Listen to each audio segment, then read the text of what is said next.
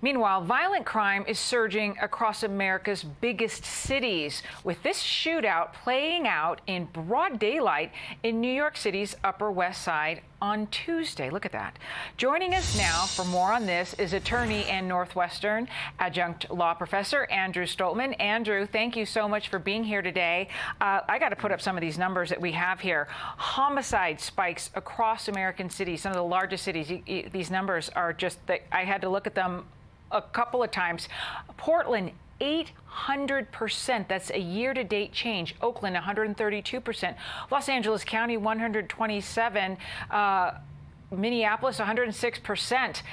And we're just heading into summer. Things get more violent throughout the weekend. That's what the expectation is in big cities for the holiday weekend.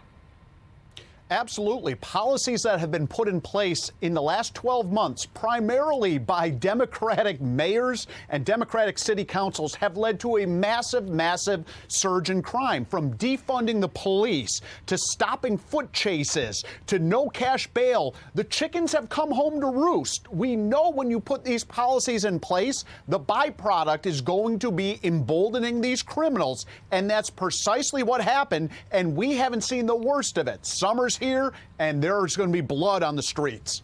Yeah, we know this. I mean, I know this from covering this over the last 2 decades. Every summer, things go up, but this is particularly dangerous. And, you talk about these big cities.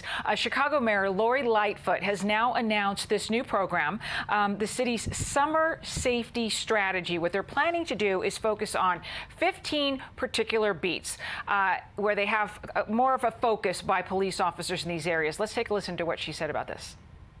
We want to build hope and opportunity in every community across the city, but particularly those most plagued by violence. And what is more, we are working with our departments and community partners about how to be better partners, to build capacity so we all take ownership of public safety. This is the unofficial start to summer. And now she's saying this with this new policy. However, the city of Chicago, and the mayor in particular, hasn't exactly been kind to police forces. No, they're not. And they have gutted the morale of these police officers in the city of Chicago. They have been unfriendly. They haven't had the police back. And look, have there been problems with the CPD?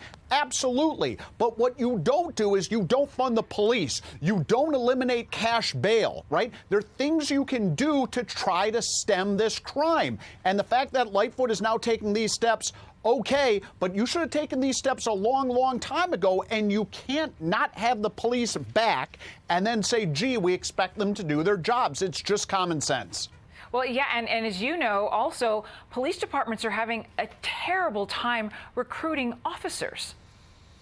Absolutely. Look, these criminals are like musical tuning forks. They know when police morale is low. They know when the city doesn't have their backs. And who would want to become a police officer in this environment, right? You know that the mayor doesn't have your back. A lot of the citizens don't have your back. These police officers are now piñatas. There need to be reforms, but what you have to do is you have to at least have the police back in order to keep the morale up. Where does it begin, do you think? Does it begin in the police academies? Does it begin in these big cities, working with the heads of the police departments? I mean, it's like, this seems almost too big to approach.